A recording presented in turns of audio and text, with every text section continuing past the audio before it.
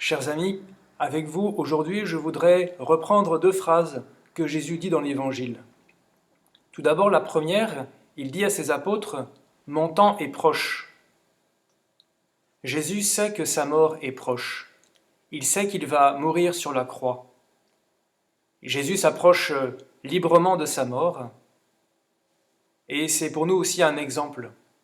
En effet, Jésus aurait très bien pu contrecarrer les plans de Judas, l'empêcher de sortir de ce repas, parce qu'il savait bien que si Judas sortait, il allait le livrer en donnant l'argent au grand prêtre.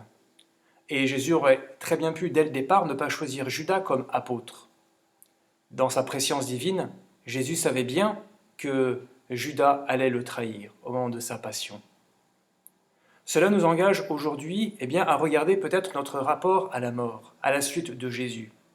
Il ne s'agit pas de ne pas avoir peur de la mort. Jésus lui-même a eu peur de la mort. Il a ressenti angoisse au jardin de Gethsémani. Il a également sué du sang, signe de son angoisse. Il a demandé à son Père que cette coupe passe loin de lui.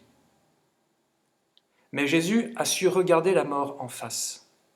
Et aujourd'hui, peut-être que nous sommes dans un monde qui n'ose plus regarder la mort, qui n'ose plus prononcer le mot mort, parce que cela nous fait trop peur.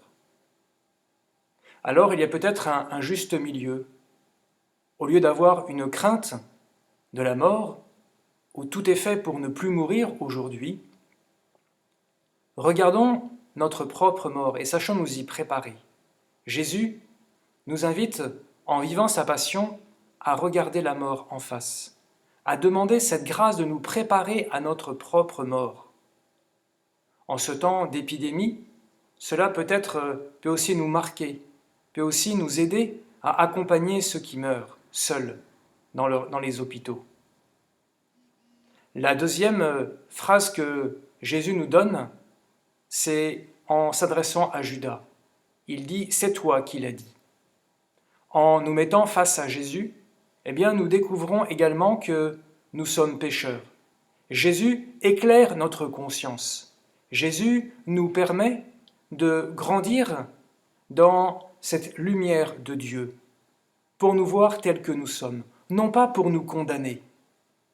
D'ailleurs, si vous poursuivez la lecture de cet évangile, juste après, Jésus institue tout de suite l'Eucharistie. C'est le moment de la scène. Moment qu'il choisit juste après le moment où il a expliqué que Judas allait le trahir. Alors, demandons cette grâce en ces jours saints, de savoir regarder notre mort à la lumière de Dieu pour que nous puissions recevoir son amour et sa miséricorde